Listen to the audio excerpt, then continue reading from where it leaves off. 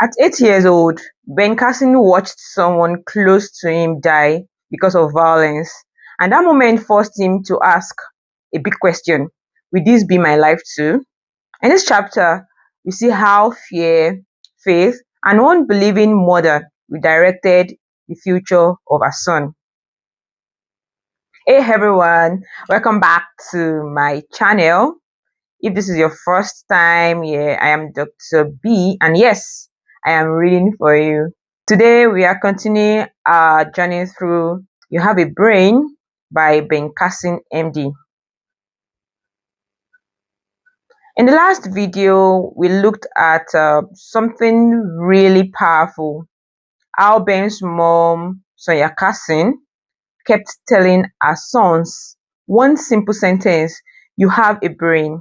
So that sentence didn't sound deep at first, but it became the foundation of the great lives Ben and his brother, that is Curtis, eventually lived.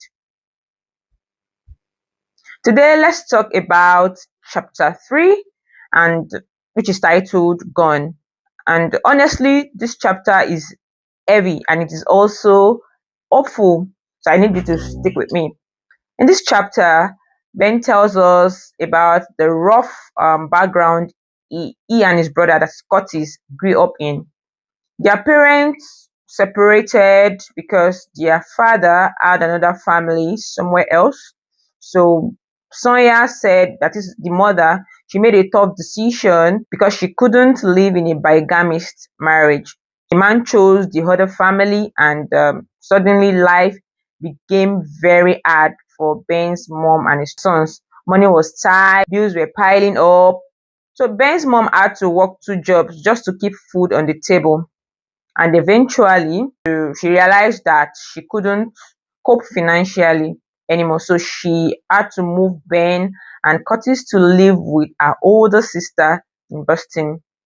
Now, Boston exposed them to a very different kind of life because there was gangsterism, violence, and dangerous influences. One devastating moment changed everything. One of Ben's cousins lost his life because of that environment. So that experience scared Ben so much that he began to think of what he could do. At just 8 years old, Ben had an encounter at church that would shape his life. He listened to his pastor talk about a certain missionary couple who escaped danger through God's help. And in that moment, Ben made a decision that he believed that if he gave his life to Christ, God would protect him. God would help him think before acting, understand the consequences of his choices, and protect him from dying young like his cousin. So at 8 years old, Ben already had clarity many adults struggle with. He even decided then that he wanted to become a missionary doctor. When he told his mom about his dream, she believed him and completely, without any doubt. And so that part really touched me. It resonates with me. Sometimes when I was growing up, I told my mom that I would want to write books because I would want to become a writer. And in a characteristic manner of a mother, without any hesitation, my mom simply said amen. So God bless parents that believe in their children. So parents, hello parents, if you are listening to me, you never know what your belief can do for a child. That is the belief you have in a child. After 2 years, Ben's family returned to Detroit, but there was a problem. Ben and Curtis realized that they had fallen behind in school because the curriculum was different, so they struggled badly. Ben's classmates started calling him names on the playground, a dummy. So at first, it was the dumbest kid in 5th grade they were calling him. But Ben also didn't argue because his results seemed to prove it.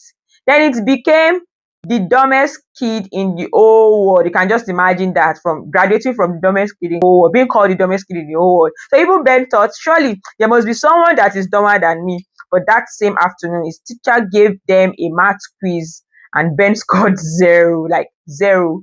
So he practically got nothing. That was like affirming what his classmate had been calling him. So normally students would exchange scripts and announce their scores aloud.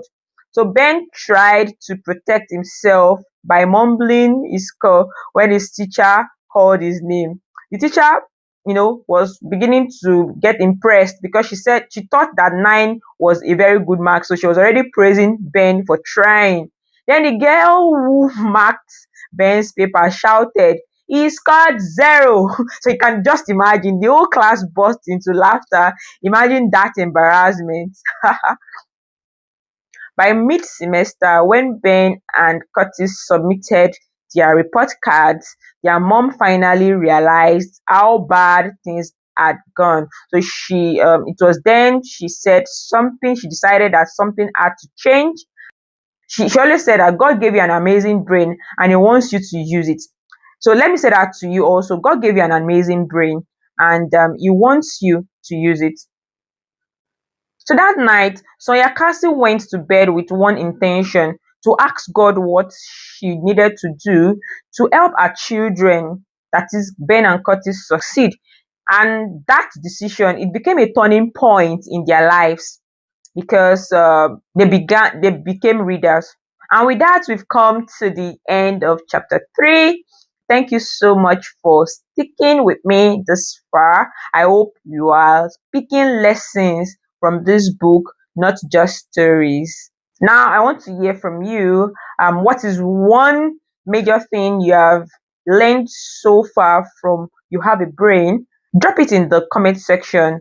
I really would want to read from you because I do check through the comment section for your responses. So kindly, I also need you to invite your friends to subscribe to this channel so they can benefit too. And don't forget to like this video because it will help the algorithm of the video to push the message to more young persons who also need to hear these things.